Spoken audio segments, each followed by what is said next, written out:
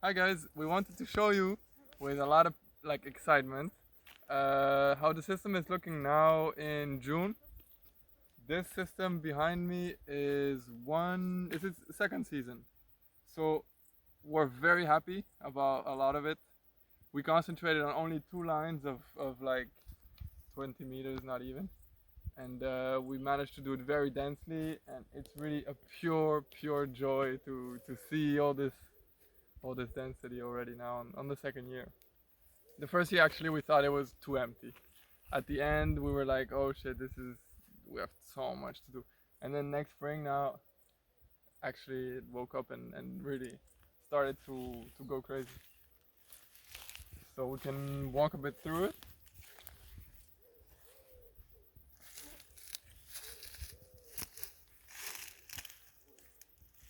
Like 2 meter 50. Some are reaching closer to 3 meters. This is a willow.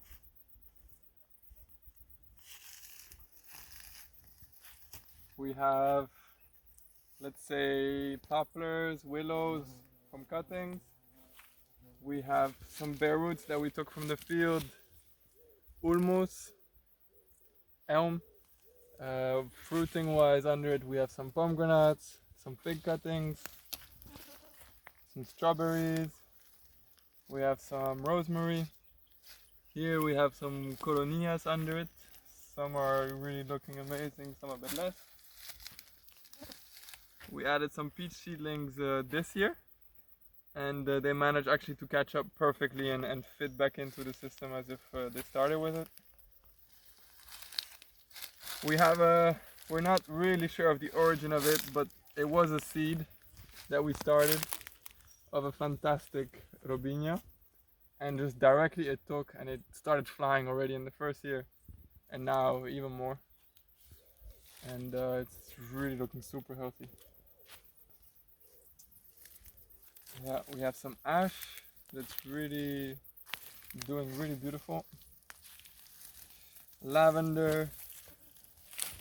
Also, this system has been very useful for us to try everything and to see what's happy and what's not. So really, it's good that we tried many different things because we got a lot of information for it for the next plantation.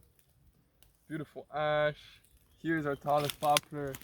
Yeah, I think close to 3 meters. We tried some eucalyptus and most of them froze, and we saw it wasn't so interesting. This one is doing good, it's just nice.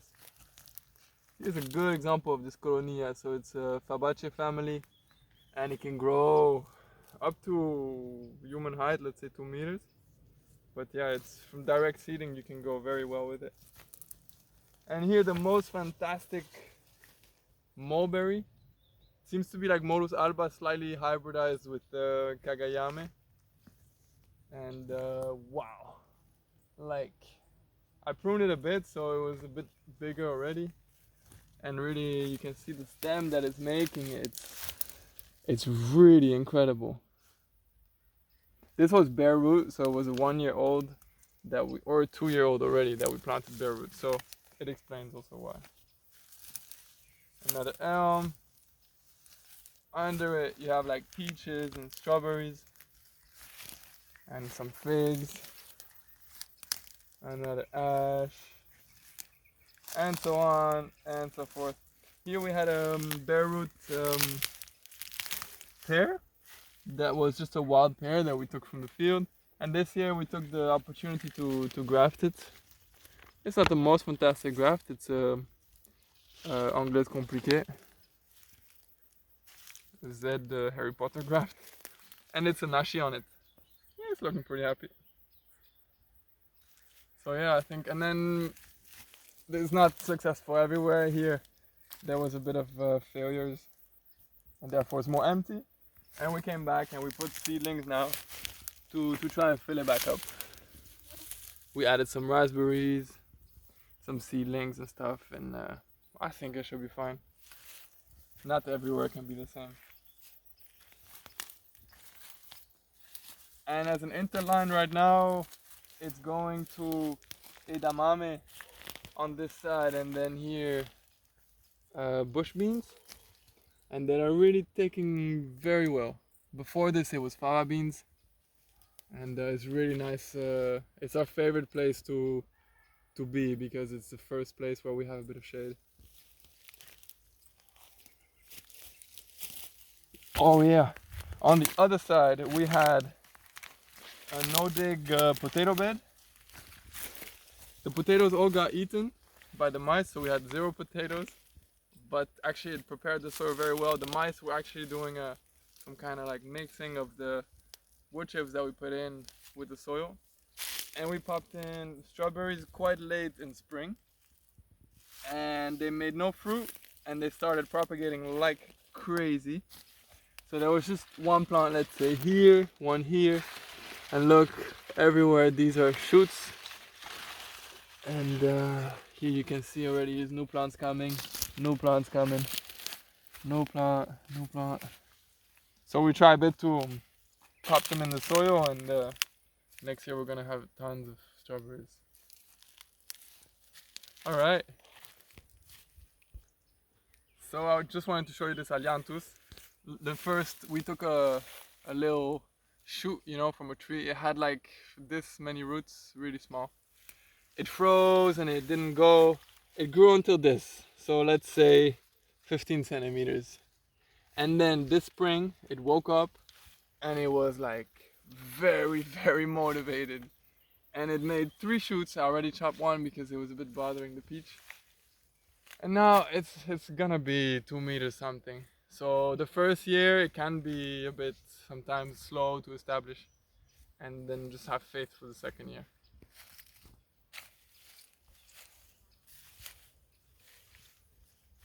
You want to show us the lines of this year that we Yeah. planted in autumn?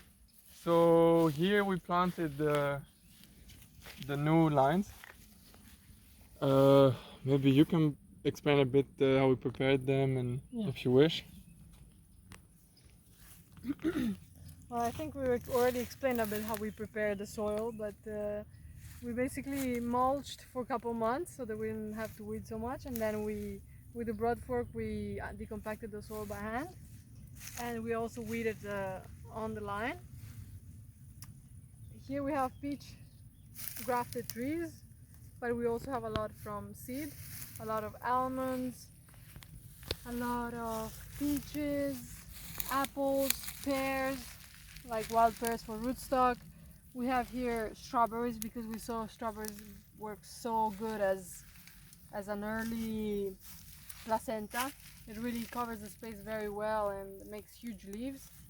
Here we have Artemisia absinthium. It's very adapted to drought, but we heard it's doesn't do very good with chop and drop, with cutting it. On that line we have a wall of poplars. We put one every 20 centimeters and they kind of all took. There's also a white poplar, but basically it's mostly black. We have coronia from seed, and also some plants that we had ready. We had a lot of cardoon, but the mice love them, so it's basically pruned by the mice. Some sage from cutting. Sage does really amazing with a drought. So if you don't have water, that's a really good investment, and it's very easy to propagate in spring and in autumn by cutting. Same thing with rosemary.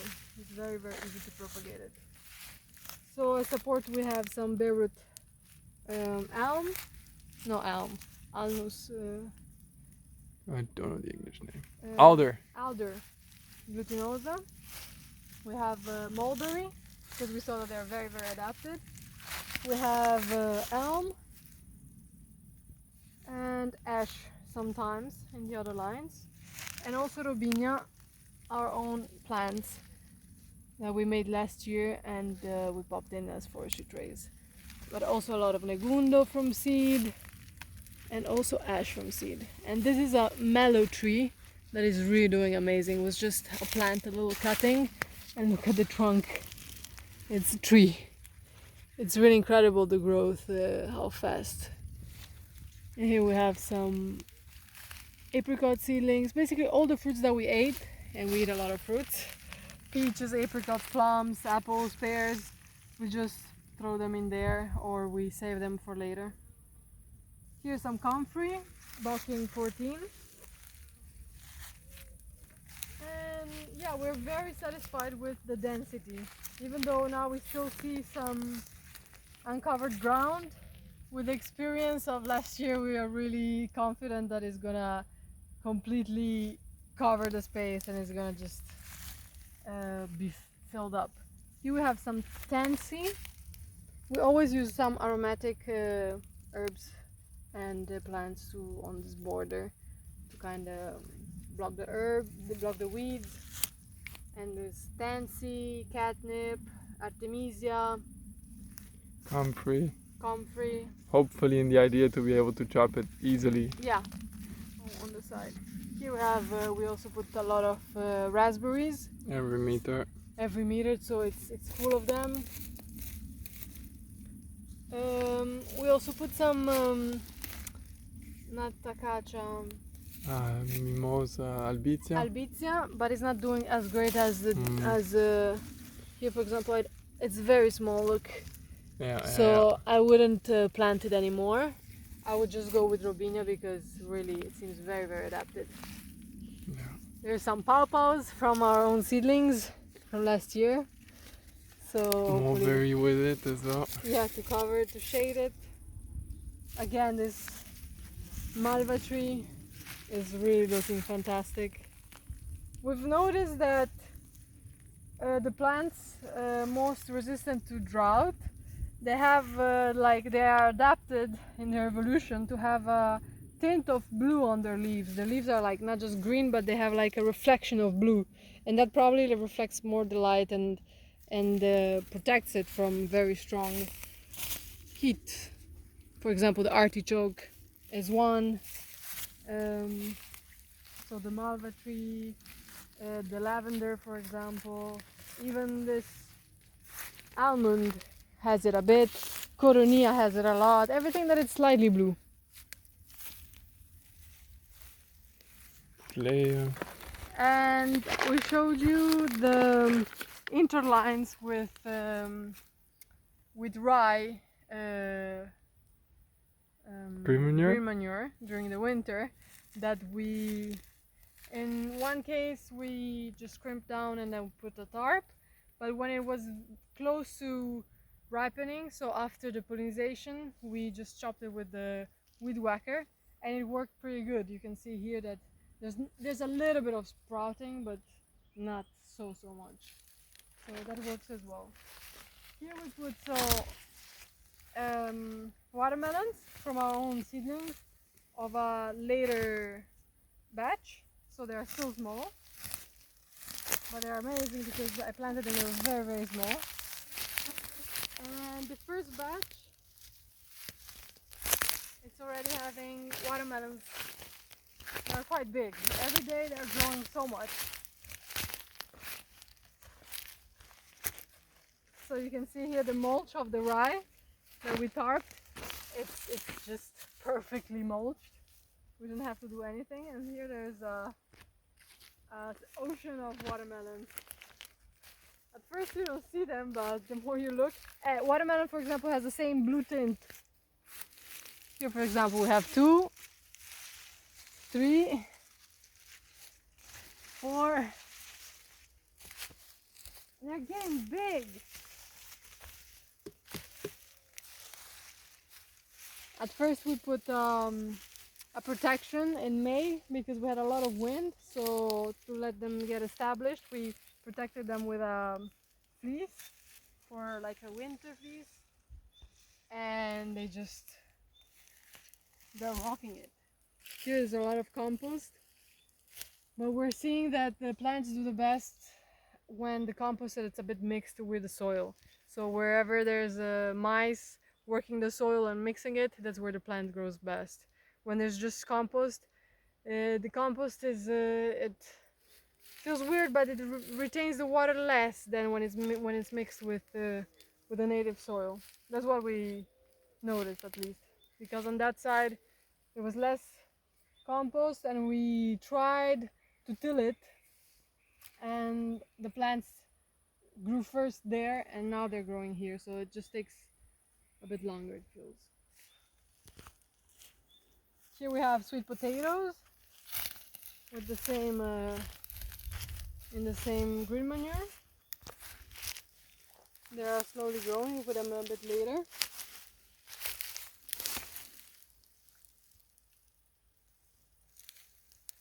Here we have some beautiful castor oil. You would like to show this line? Yeah, we can give it a... Yeah, give it to me. And just show me what you're excited about. Yeah, well, most excited I am about this mulberry graft. It was just a Morus alba and grafted a kagayame on it. They're really nice fruits. The graft is a bit swollen and stuff, but let's see. So far it's growing beautiful. And yeah, it's just very nice to see this line. That was actually a bit of a mistake. Let's say we had very little density because we didn't really have time, so we just put stuff. And then we came back this winter to put more stuff. And a little patch like this is really a beautiful example of what makes us feel good when you see it. So we have a buddleia that's grown from a cutting. We have a seed that we started of eucalyptus. We just harvested it here from the side of the road. It's covered by a fantastic ricino that has just beautiful leaves. Behind it and kind of through it, we have Lonicera tartaria that's kind of known to really be drought resistant. Under it is a bare root plant that we bought, Feijoa. Brazilian guava or Yeah. guava. Pineapple guava or something. Pineapple guava. Yeah. Behind it we have an apricot that's supposed to be for grafting. That is really acting as an amazing support. And I didn't even say, but there's a beautiful raspberry just growing through all of this. So this diversity is really like, it feels like a pleasure to the eye. And I have a feeling that the pleasure to the eye is probably also a pleasure to the soil and the whole interconnection of things. Here's a cutting of that malva tree. It's called lavatera as well. We have a yuzu seedling under it. I think it's a bit early now to put it in, but it might make it through. And And we have kind of goes on like this. Oh, Paulonia, yeah. we're trying. We wanted to try it, really not because we thought it was a good idea, but just because we want to see it grow. We were curious, you know, everyone talks about it, we're like, why not? But we have a lot of wind in our region, so We might not like it so much, but it's a pleasure to see these things a bit, yeah, it's almost like a botanical garden, you know, just to see all these things. And the goji as well. yeah, goji is promising as well. We can show the cutting. This was a bare root, and we have a cutting as well. Oh, before, just look at this poplar, like, it's just a couple months of growth. And it's past a meter, really beautiful, vibrant. A peach seedling, Wow. same, few months of growth, looking amazing. This, is it a flowering? So this is a heritage, it's a one-time flowering raspberry and it's already flowering, it's pretty cool. Oh, the currant, the Josta currant. Some guy on the Syntropy group, I forgot his name, I'm sorry, but he shared the Josta being really vibrant. It can grow until 2 meters, it's the biggest berry shrub, let's say. So yeah, it's looking amazing. Here, this is the cutting. It was a little tiny cutting, like this length. Just popped it in and it started to shoot like this. Really great. Here we also have walnuts. Really beautiful. Inspired by Josipa. Yeah. Yes, she was telling us that the raspberry, that's what you mean, no? Yeah, the raspberries and the walnut as well, that they're beautiful supports. Yeah, we have tons of pear seedlings for grafting. They really took very well. Yeah, I think we've said already a lot. The burdocks are really a nice addition as well, because you can see here there's a climbing weed. Bindweed. And it can really like push it down. Some bare root peaches take really well. some a bit less, but it's amazing because we have so many seedlings that are doing good.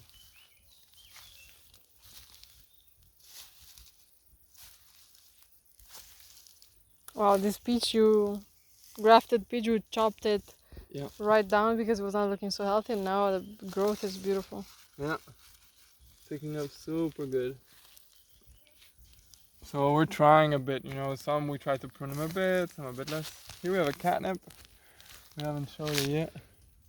It's quite a dry resistant Yeah. and bigger growing with more biomass than mint. Oh, the melons. These were grown in forestry trays, and it seems like they really liked it. Yeah. And they're starting very beautiful, like They all have this blue tint. as well, huh? Yeah. Watermelons, melons, comfrey. These catnips are really beautiful. Yeah, these have been, I think, a bit chopped as well. Yeah, some comfreys. Wow.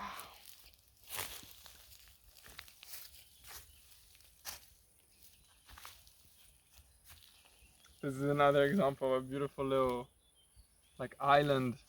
We have a buddleia here front on the morning sun. We have a nettle tree growing from seed, like, really beautifully here. Vibrant. We have a negundo, we have a pear, we have a plum. Yeah, that's what I'm seeing from here. Here we have this albizia. We have some mint, the poplars. This malva tree is really creating a canopy for all of this.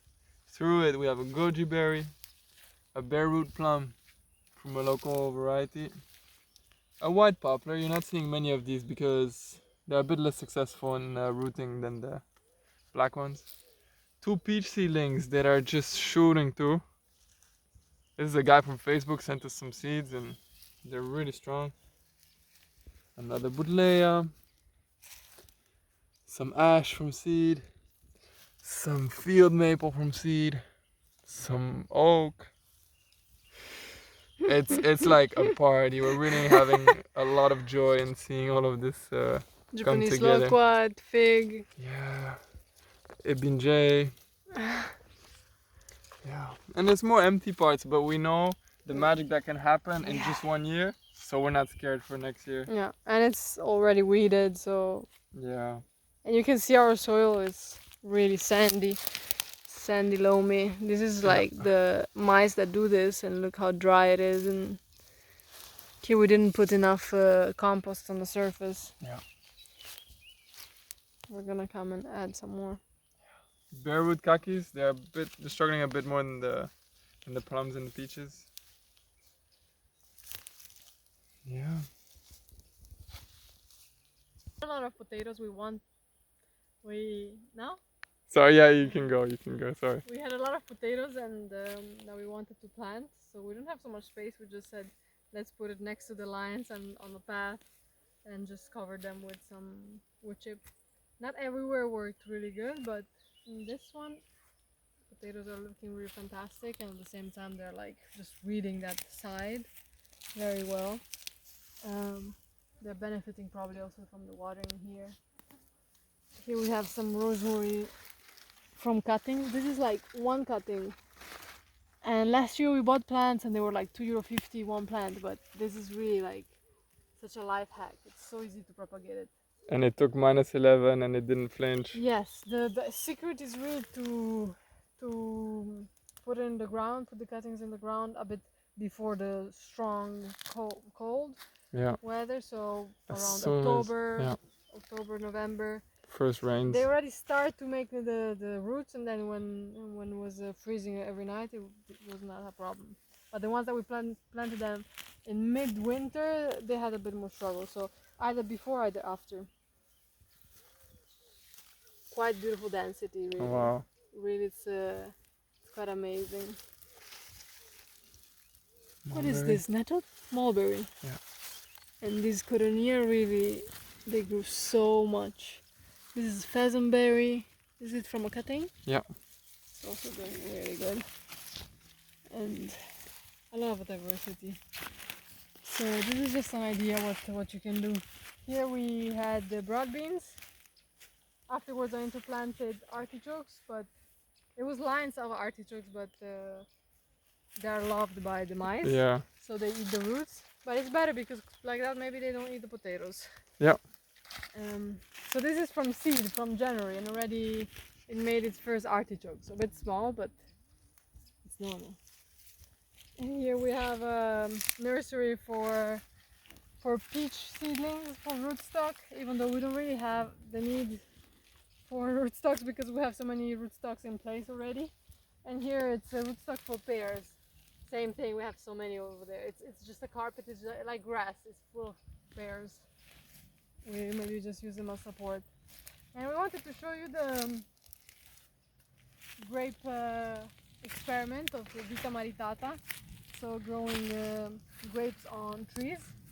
This is a line that it's like a mix, not failure, but we didn't take care of it so well as we would have liked. It was one of the last lines, and it was not weeded or mulched on the side, so you can see the weeds are a bit coming into the line. But the line itself, it's weeded. So basically the idea is to have 2 grapes growing on an elm, Acer campestre, so field maple, and in the first period maybe on poplar, if these are not growing fast enough. So the idea is to have grapes at your height that you can just harvest easily. And these are really doing good. They're quite adapted to our region and to this poor and sandy, loamy soil. So we have that every 4 meters. We have some spineless blackberries, strawberries everywhere. It's really easy to propagate strawberries. So these are ever bearing, so it's just by crown division.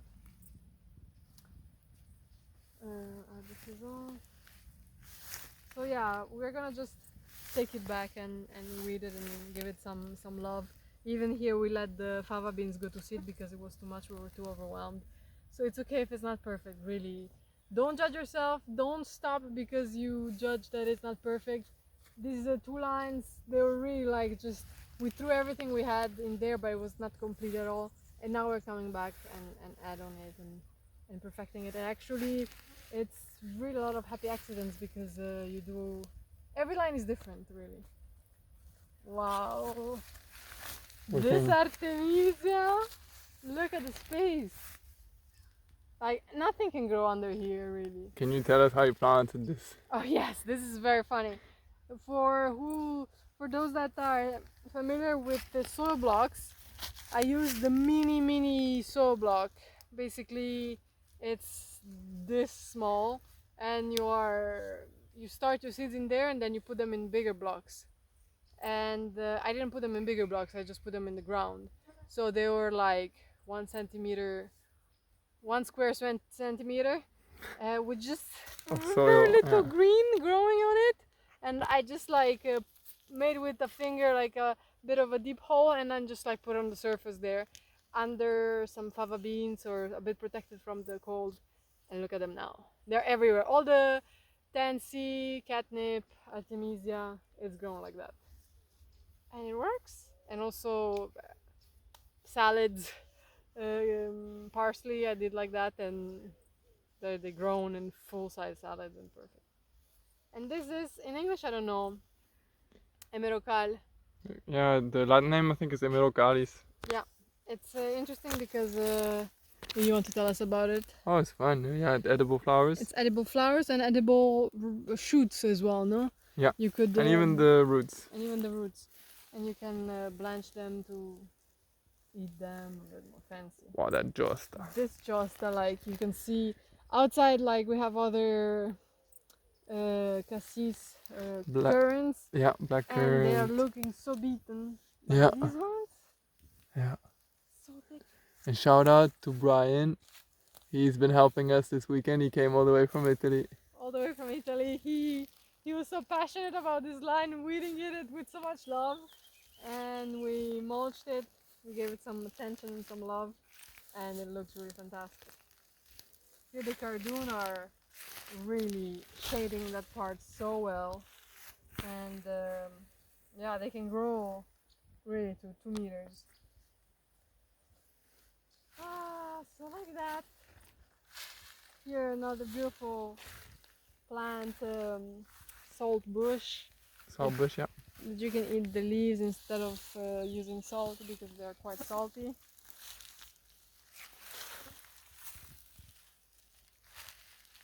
We also threw some harvested and threw plantain all in the line that we chopped here. We were using to chop and drop.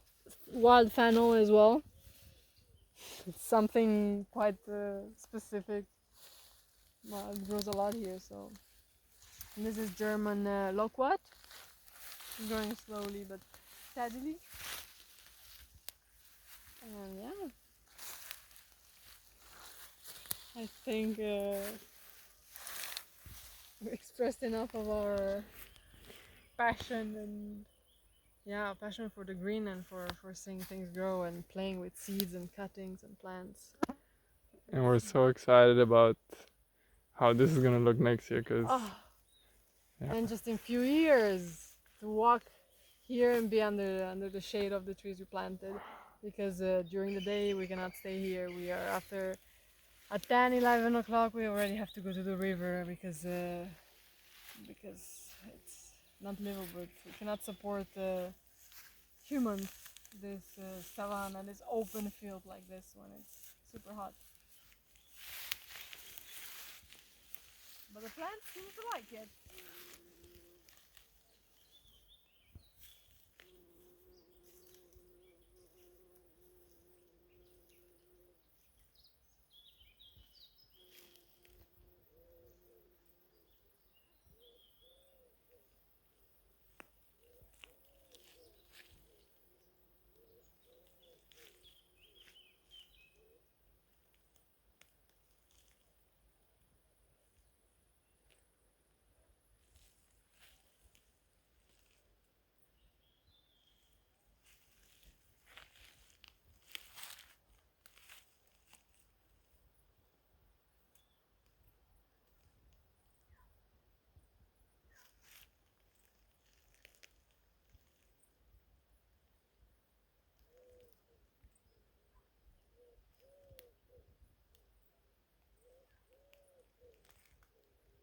Hi guys, here, oh, this is a little bonus by the way.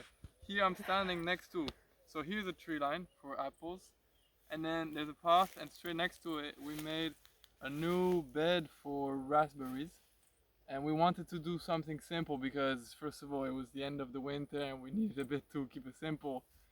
And so what we did, we got raspberries, bare root, and we prepared holes where we weeded it, and then we mulched it with a thick, slightly composted BRF Wood chips, yeah, and then we added poplar cuttings, and we just let it grow. And then fast forward to now, we have the raspberries that are slightly protected. Here's actually a bit of failure, but yeah, this variety is not so we have a raspberry, and then we have the poplar straight next to it. We're also hoping that the poplar will give it a little bit of shade. And here we have a tomato that we're planting. These are like sauce tomato. They don't need pruning so that they can grow. And they also don't need to be staked up, so they can stand by themselves. And we popped in some melons as well, just to see if it works. From seed. Yeah. Some extra alianthus as well to make some shade. Some sunflowers as well to make some shade. But this is just an example of a line that we want to do a bit more simple and with less diversity. And also seeing if we can minimize the weeding and make it a bit more passive, let's say. And so far it's quite good. The poppers we know are a sure bet by now, as long as they may be watered in the first year. Okay, this is again a bad example. Here some, oh no, they're here, sorry. Here. And it's quite inspiring. We're pretty inspired about it. Yes, by the simplicity. Exactly. We did it fairly quick. We didn't need to do some broad forking. We just weeded like individual nests every 50 centimeters, I think. Yeah. We had like 80 holes. Exactly. And we did it in 2 days. And the poppers are not. For sure, there's much growing more any weed less. pressure. Exactly. But That if is we a would clear come, point. yeah, But the poppers don't mind. The tomatoes, I think, they're if gonna we grow. mulch a bit, we'll be over it. And the raspberries potentially can grow over it as well. Yeah, and then, for example, just the grass here from the fence, it mulched beautifully. Like there was quite some organic matter. It can help a bit. We Huh? can get more of that. Yeah, And look some at of these these tomatoes. Yeah, this is a They're different massive. variety. Under it, we have the raspberry already protected. And the poppers, for example, this one is even actually one of our biggest growing poppers, like nearly 1 meter 50 or something. So it's quite inspiring.